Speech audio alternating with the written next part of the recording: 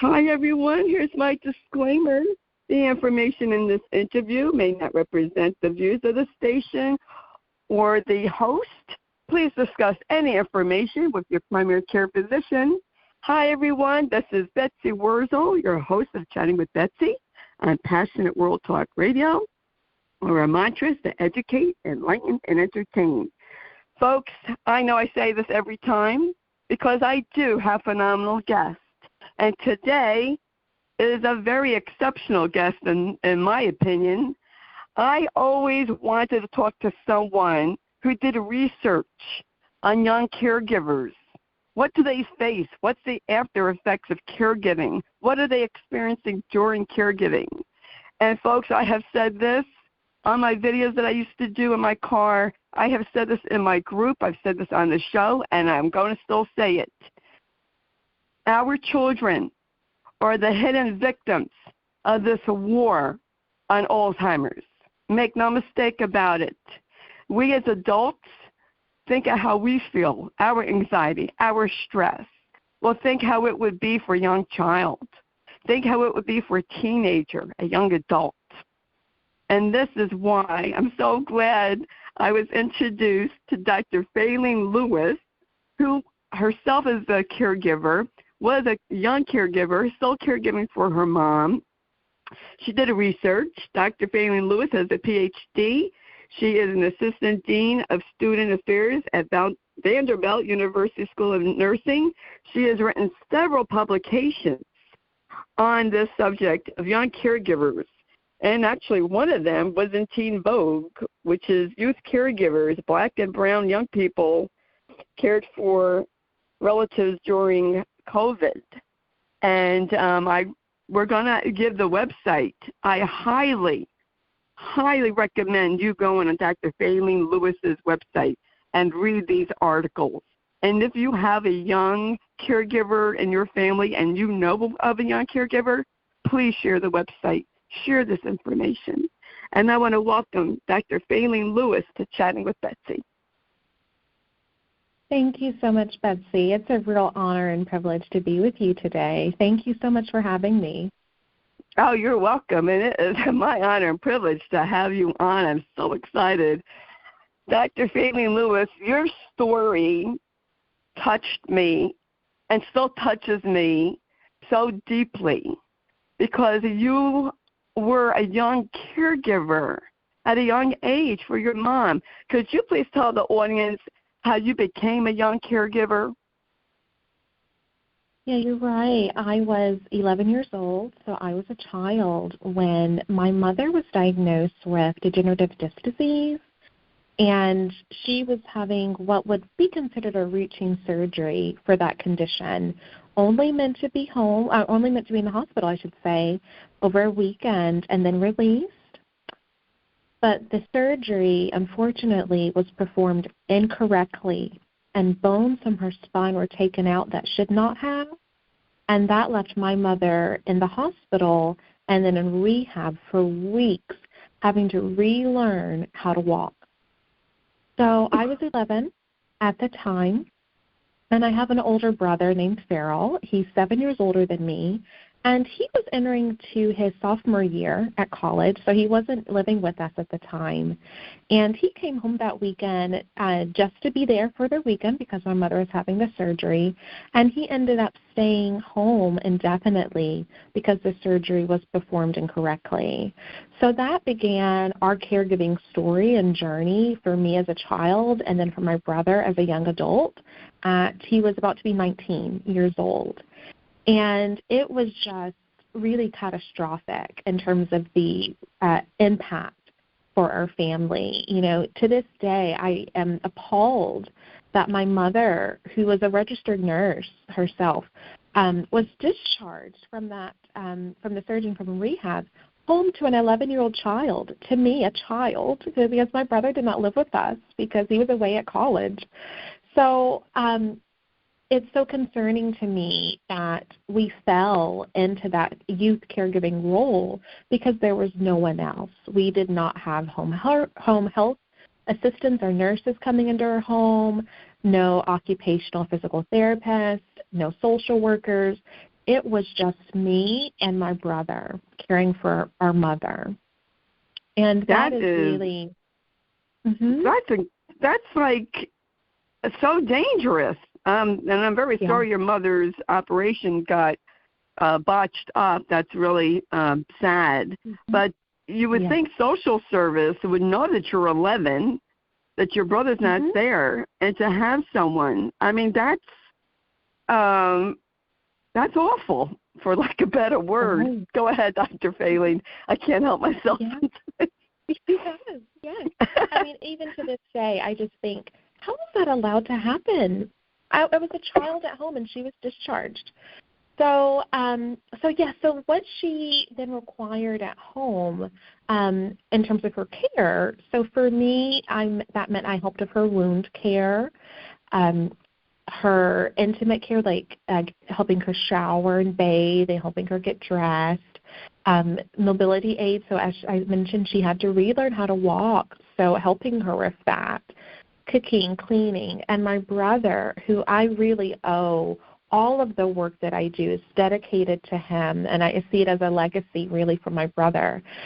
He dropped out of college. He was studying mechanical engineering, dropped out of college, and got a full-time job to take on our mortgage and all of our household bills, taking me to school, and his whole life as a young adult was upended because he made that sacrificial choice to come home and take care of us. And so that was the act of caregiving is something that has continued in various capacities since then, so over 20-something years ago. I sure hope things have changed since then, Dr. Feyln, because I would think, and maybe I'm wrong, I would think it would be illegal in a way to have someone discharged without an adult in the house. I mean, 11-year-old child, that's almost like child endangerment, really, because you're left up, alone with your mom who needs help. Like, how does 11-year-old even know where to begin? I mean, exactly. I was still playing with dolls when I was 11. I think that's way too, back. Betsy. That's way back, folks. I grew up in the 60s when we still play with dolls. It's just, to me, it was endangering your mom and you. Like, social service didn't even get involved. It's just so mind-blowing to me. The discharge planner, although, years ago it isn't like now. I know now when someone gets discharged, there's a nurse manager, there's a social worker involved. You didn't have any of that when your mom was discharged. No, we didn't. No, absolutely none of that had happened or took place for us. And unfortunately, as I do research and I have the opportunity to speak with children and young adults with caregiving roles, I know that even to this day, me and my brother were not alone in that. Family members, loved ones being discharged to go home to the children and young adults that are there and in the home. And so that is really how children can fall into caregiving roles, because they're just, that the sick person is sent back home. And unfortunately, then it just becomes this cycle where it's really inescapable, I think, for children and young adults, where they're the only ones who are there, who are available to care, and there's just really no other option. And, of course, we know that we do this as youth caregivers. We do it out of love and devotion to our family or our loved ones. But it also, in many cases, is simply because there's no other adult around. Yes, I can definitely understand that, especially, and you did an article about it, during the pandemic. There were probably thousands of young caregivers taking care of their parents or grandparents at home, and put into that situation I'll tell you, I admire you, Dr. Feylyn Lewis, because you, I say, survived your caregiving as a youth, a young person, and you went on to college, and you're do this wonderful research and helping other young caregivers and making people aware of what young caregivers go through. So I really tip my hat to you. I really admire you for going through what you went through, and you came out on the other side. Thank you, Betsy. Your words mean so much. But really, for me, I guess transition that gratitude to my brother. If it was not for him and the sacrifices that he made, that choice he made, because he could have just stayed at college and enjoyed his life and stayed on track. He made that choice to come home. And really, I'd say, shielded me from more of the more burdensome sides of when caregiving happens with children that I see in my research. So, his act of caregiving allowed me to go on to college, allowed me to go on to study. So I'm so grateful for that. And so I really consider it my life's work to make sure that I can do everything in my power now that I have, I've gone abroad, I've studied, I've seen the other models and interventions for youth caregivers that are in other countries. It's now my life's mission to bring that back here to the U.S., back home, and create real substantial change for other children, adolescents, and young adults with caregiving responsibilities.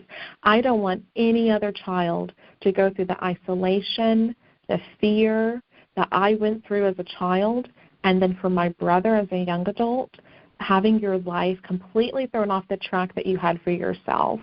I don't want to see that happen. I want to mitigate that through research, through policy, through supportive programs. So that's really what I hope to do. I hope that I can start the momentum. So I'm so grateful for people, advocates like yourself, who are willing to and champion younger age caregivers, because we're out there in the millions in the U.S., but yet without support and recognition. Yes, that is so true. Now, did your brother eventually go back to college? He did, yes, which we were so proud of him for. He went back. Now that it's the pandemic years, I have to count those years too. So probably almost a decade ago. Yes, I have pandemic brain, and it's been a blur the last 2 years. So yeah, I think almost I a decade ago. Yes, so he did. He graduated. We had a write-up in our local paper about him. And, all that he accomplished, because we were just so proud. But yet, that was a real hit for him, really getting him off track from the dreams and aspirations he had for himself to do mechanical engineering. So, and I know my brother would say he did it because, he loved us and loved our mother and loved me. But it had such an impact to his life and had such an impact to my life. So, I'm just really grateful for any opportunity like today where I can amplify the experiences of youth caregivers, because everyone knows one. They may not know that they know one, but if you have a family member with a disability or a chronic health condition or a sudden accident, and there's a child in that home, you're likely going to have some experiences with youth caregiving. Yes, and Dr. Feylyn, you brought out some really good points. I'm so glad your brother was able to go back to college. That's wonderful. And kudos to your brother for doing what he did to help you and your mom. And see, this is what I've been saying throughout the years.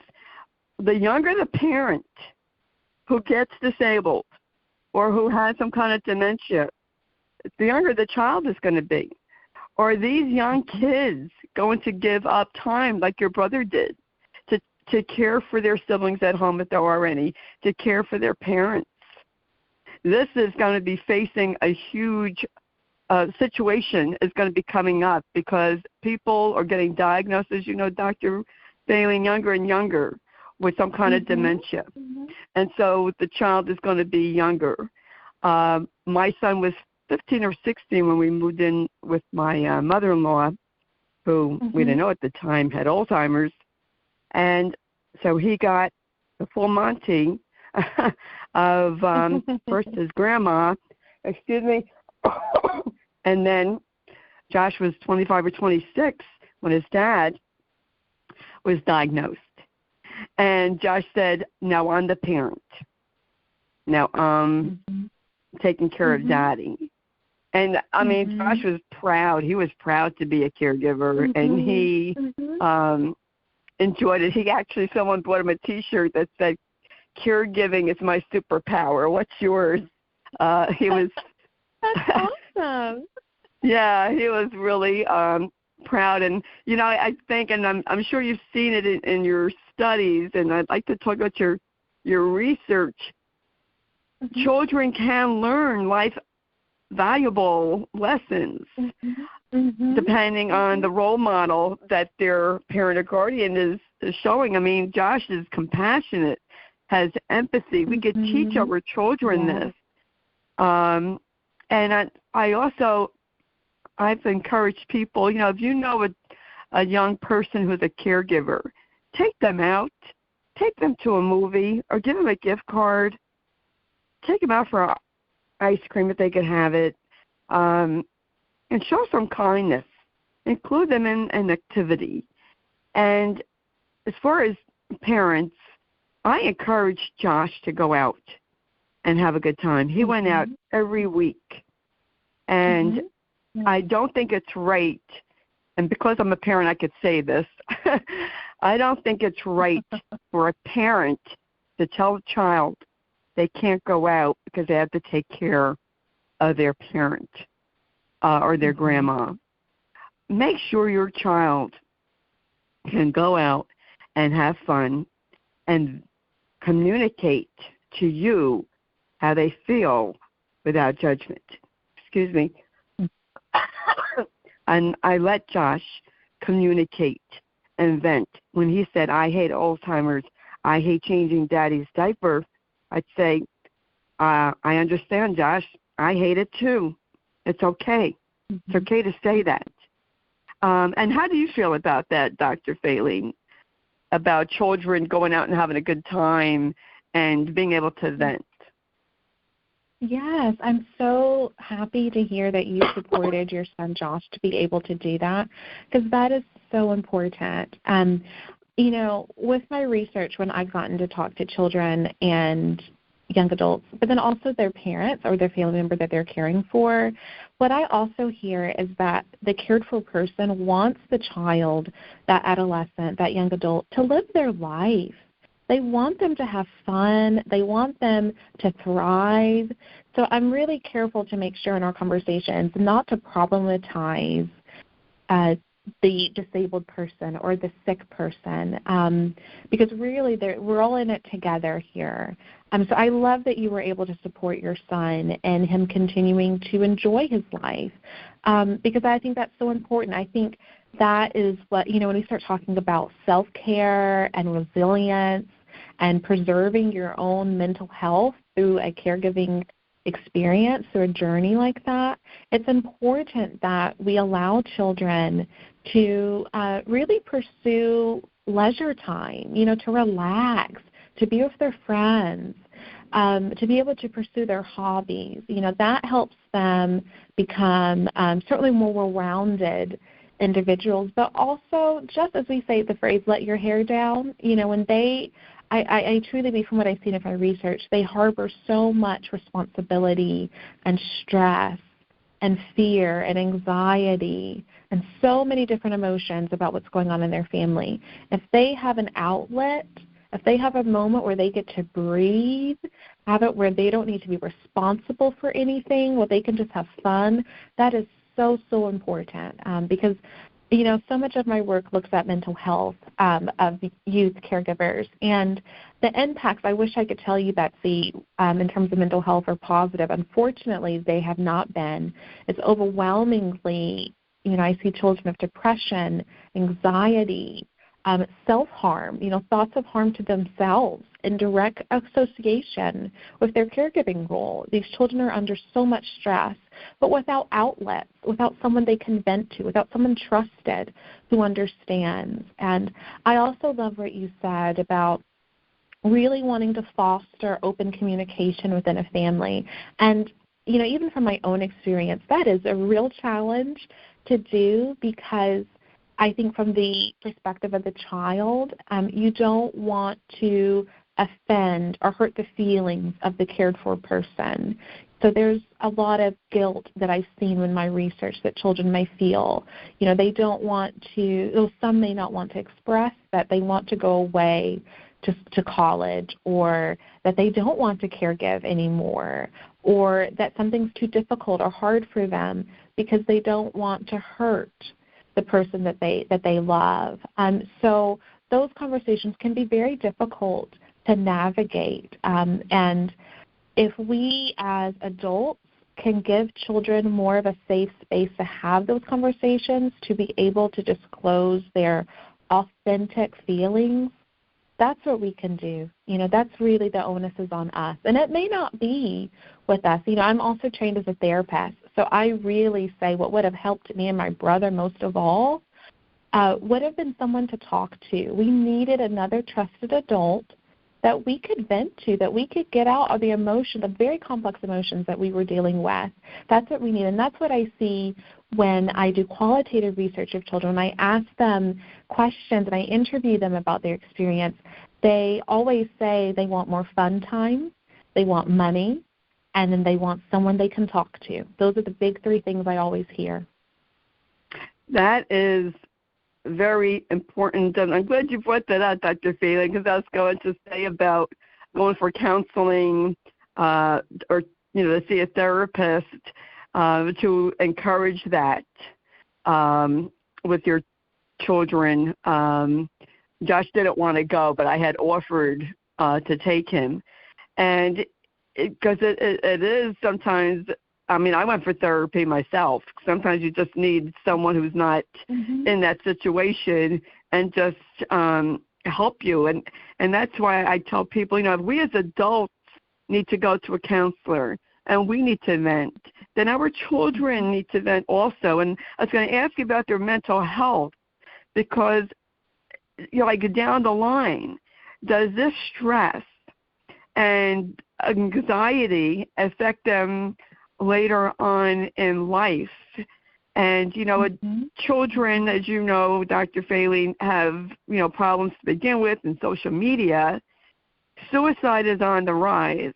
Do you find suicide higher among young caregivers versus non-caregivers? Yes. So unfortunately, Betsy, that's actually the significant finding that we just saw in our latest piece of research with the 6-country European study with adolescents who are caregivers. What we were looking at with mental health is that so many were reporting suicidal ideation, so thoughts about hurting or killing themselves in association with the stressors from their caregiving role. And a much smaller percentage also expressed and reported that they had thoughts of harm to others and even the care recipient in connection to the stress of their caregiving role. And I say that I don't want to be an alarmist or sensationalize that data that we found, because again, I think that those are very small numbers in terms of the thoughts of harm to others.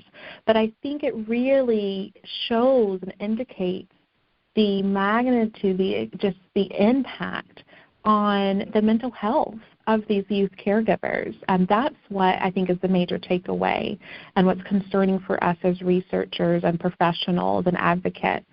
So certainly we would associate the stressors that they experienced with those thoughts of self-harm.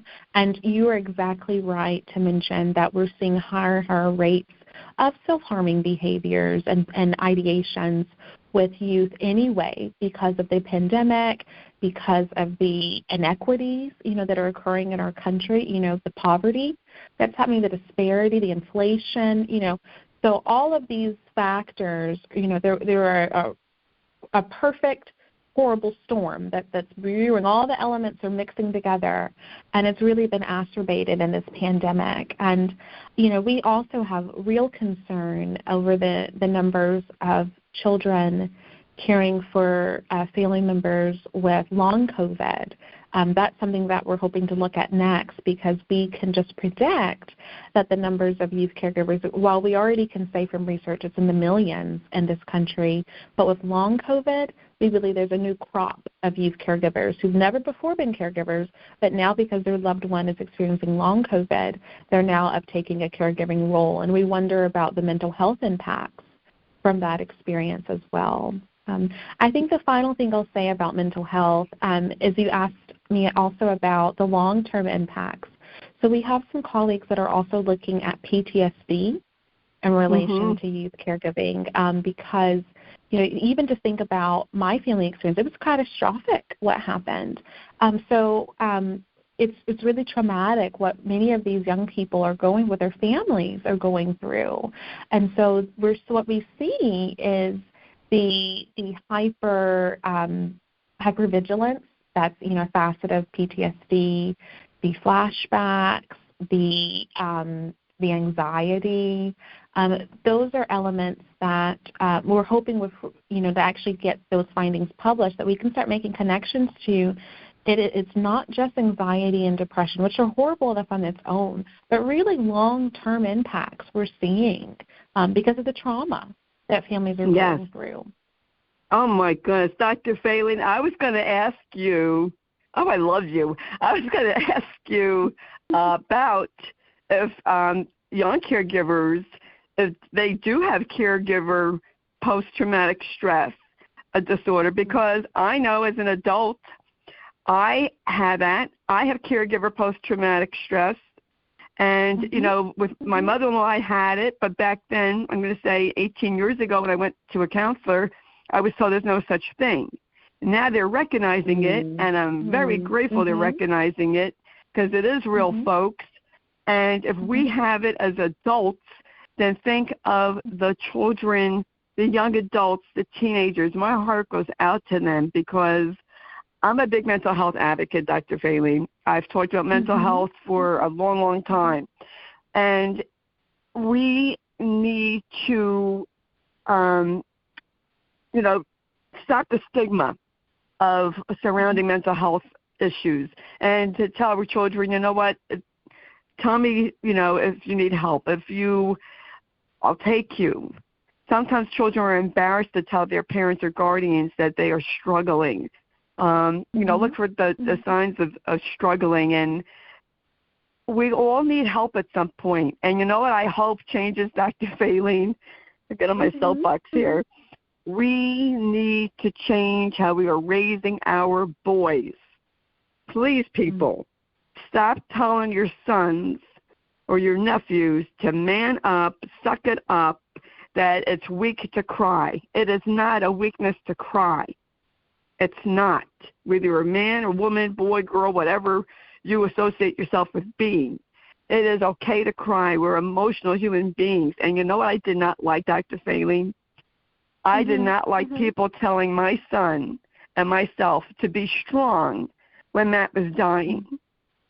How do you be strong when you're watching your father die? This is what has to change. And, I say that my megaphone, my show is my megaphone to the world to try to change. We need to stop saying that to people, men, women, boys, girls. Just stop saying that to people, because we cannot be strong 24/7. That puts a stress on us. I have to put on the strong front. And then your kid gets anxiety and a nervous breakdown. Or the caregiver, an adult, gets a nervous breakdown because they think they have to be the strong person. How do I know, folks? Because I almost had a nervous breakdown thinking that I had to be the superwoman wearing a cape. So I know what I'm talking about, because I know what I experienced. And as you can tell, I'm very, passionate about it, because we just have to stop this. I call it this old school nonsense. And I'm curious about something. Is it different, because you did a study on adolescents in Europe, is it different? Do you see a difference there versus the United States as far as how young caregivers are treated or how they respond to being a caregiver? Yeah. So what I see primarily is the lack of awareness here in the U.S. Because the U.S. is about 20 to 30 years behind England, and I'll use England specifically, not all of Europe, in terms of the policy, supportive programs, and research that's dedicated to youth caregivers. So that's why I went over there to study. So what we see is just because of that lack of societal awareness that children can be caregivers, that has really a ripple effect to their education, to their career aspirations, to their mental and physical health. So because we're not aware that children can be caregivers in our country, that means that when we're professionals, when we're the adults, we're not having an eye to look out for them in terms of then pinpointing them to support. So that's what I would see primarily, is that general just lack of awareness and the effect that would give them. So for example, a youth caregiver may be a child who is very sleepy in class because they were up all night doing caregiving, or they were up very early in the morning doing caregiving tasks. They may be the child that's absent or tardy. They may be the child who gets out their cell phone because they need to check and make sure that things are okay at home. But all of those things can work to how they present as a problem child, as a naughty child in a classroom. And if we are not aware as professionals, educators, et cetera, all of our different role titles that we have, that children can be doing this at home, then when we see behaviors that seem antisocial or negative, we can respond inappropriately. So we really want to, because I love teachers. My fiance is a teacher, and we do a lot of work with our project in terms of educating educators about recognizing the signs of youth caregivers, because they're busy and they have so many children in their classroom. But I'm grateful when I was in college, I had a professor who noticed that something was not right with me, pulled me aside after class, and asked me a simple question of, what is going on with you? You are not yourself. And that opened up the door for me to tell that professor about the caregiving that was going on with my mother. My mother was in the hospital while I was studying for exams, and I would take my books over and sit at her bedside at the hospital and then go to class.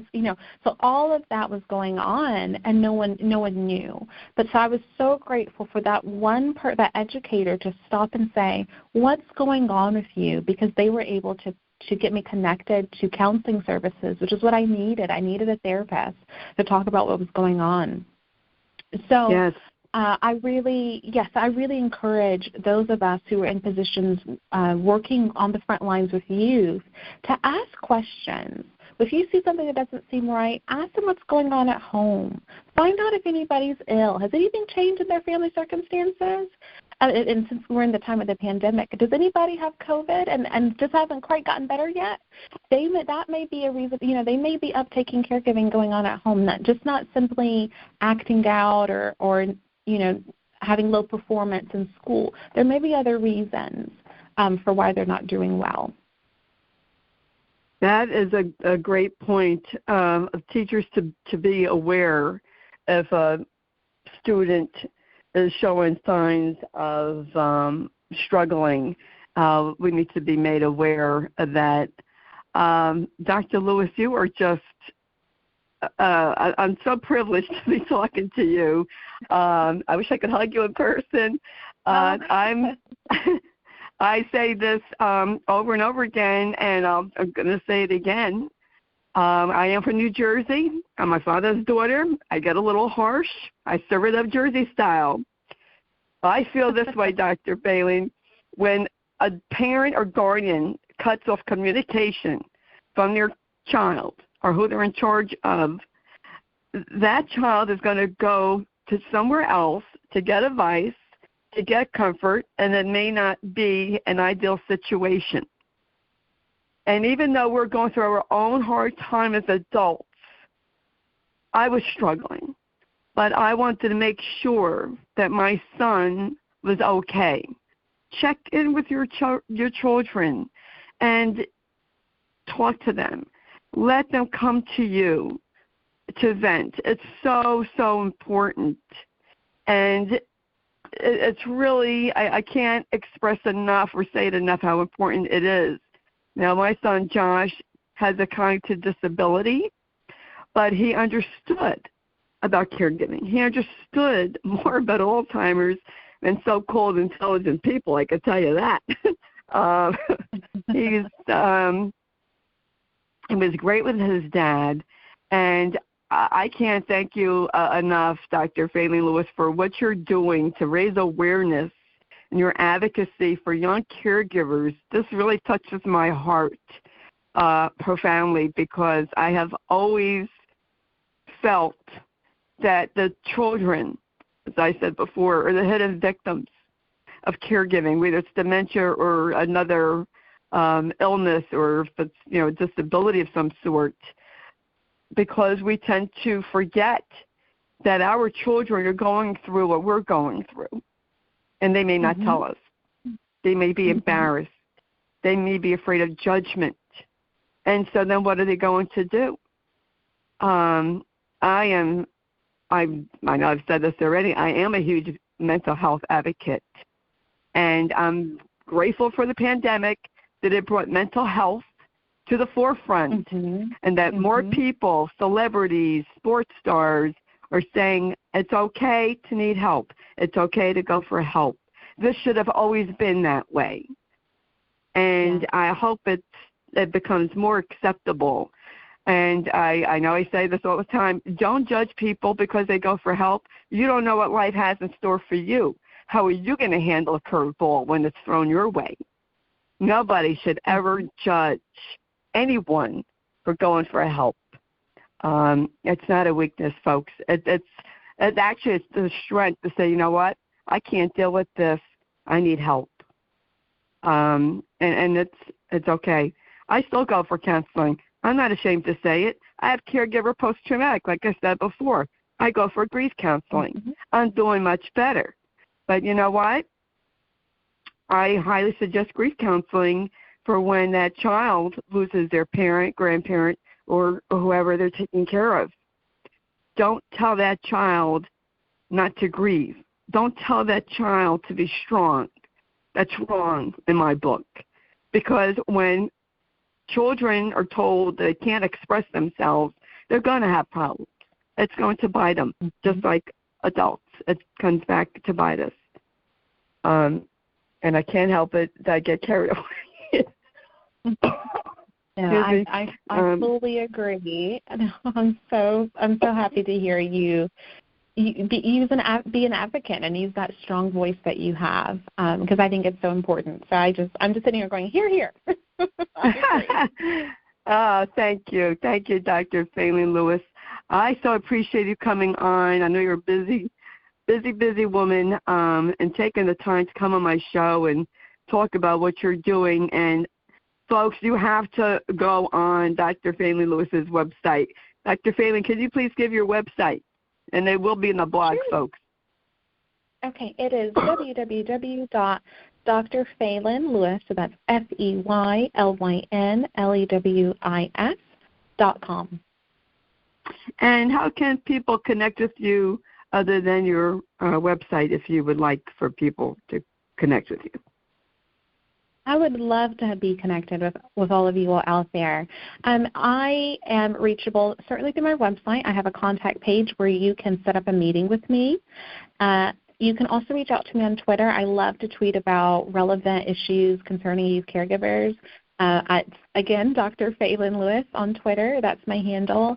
And we can start the conversation. And I'm so excited to meet with you all virtually and on social media, and just discuss this issue and continue to amplify the experiences of youth caregivers. Together, we can create real change in this country. Yes, I agree. Amen. I just See, folks, I do. I get excited. This is me. I get excited when I meet people who are passionate about caring for others. And the reason why I have Chatting with Betsy is because I want to provide people with resources.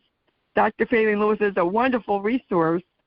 And it's to know that people are not alone. And we all feel that we are alone in how we feel, but we're not. And, you know, my heart goes out to young caregivers. They might think they're all alone. Here is Dr. Feylyn Lewis with research. I would contact her. Do you do therapy? Are you just licensed in Tennessee, or do you coaching? No. I don't practice. Yeah, I no longer practice as a therapist. But certainly, you know, what I've learned in my training is something that I end up using in daily life, and certainly with my mental health advocacy work. But yes, I don't practice. So I would certainly, though, be able to signpost other people to therapists if they need that. Oh, okay. So you could guide them to a resource. Oh, terrific. Absolutely. Oh, great. And I know you're on LinkedIn. Can I put LinkedIn down? I know you're on there. Absolutely. Okay. I think it's the same handle. So I think Dr. Feylyn Lewis is how to find me on LinkedIn as well. So I'm on all the platforms except TikTok. I need to get on TikTok. I think all the young people on TikTok, so I need to learn it too. I can't even figure out Instagram. Forget about TikTok for me. And I don't have Twitter either. I have enough trouble keeping up with LinkedIn and my own page. And yeah, I'm a middle-aged woman. Yes, there is. And folks, Dr. Feylyn Lewis did 3 or 4 publications and much more. Go on the website and read them, because I couldn't even get into all that with this interview, but very interesting articles that you might, not that you might, you will find helpful. And have your if you have a young caregiver, have them read it. Why not? And I just want to thank you, Dr. Feylyn Lewis, for what you're doing, and best wishes to you. And I'd love to have you on again in the future, because you are just so awesome. So thank you for spending time with me. Oh, thank you, Betsy. You have just been an absolute delight from the beginning. So I'm so grateful for the work that you do. This is so necessary, so needed. Your voice is absolutely valuable and critical during this time. So it is a mutual respect, right? Thank you. Thank you, Dr. Lewis. That means the world to me. Folks, if you would please share the show to help someone. You know someone who has a young caregiver? Are you a young caregiver? Then please share this show, because you know what? I said this just yesterday or the day before, and I'm going to say it again. When you have information that can help people and you don't share it, that's being selfish. I'm very direct. I'm straight up. That's being selfish. Don't be selfish. Share. As my kids say in the preschool I used to go to work at, sharing is caring. So please share this show to help other people, because that's my mission and vision, is to help people, provide people with resources to make their life easier. And that's the purpose of Chatting with Betsy. And it is free to subscribe. I'm on Amazon Music, Spreaker, iHeart. You can listen to my show on PassionateWorldTalkRadio.com. And please read the blog, which will have information about Dr. Feylyn Lewis and her website. And I want to thank Jeannie White, who's station manager at Passionate World Talk Radio, who produces the show, writes the blog. And thank you to Lillian Caldwell, CEO of Passionate World Talk Radio, who makes this all possible. And thank you to you, the audience, for listening, subscribing, and sharing. When you share, you're helping me carry on Matt's legacy. So I promised him that I would carry on. So thank you for helping me to carry on Matt's legacy. Get choked up. And as I always say at the end of my show, in a world where you can be anything, to please be kind, shine your light bright, as if we were kind and shined our light, it would be a brighter, happier world. And that's what I believe. So take care, folks. Until we chat again, this is Betsy Wurzel, your host of Chatting with Betsy on Passionate World Talk Radio. Bye-bye now.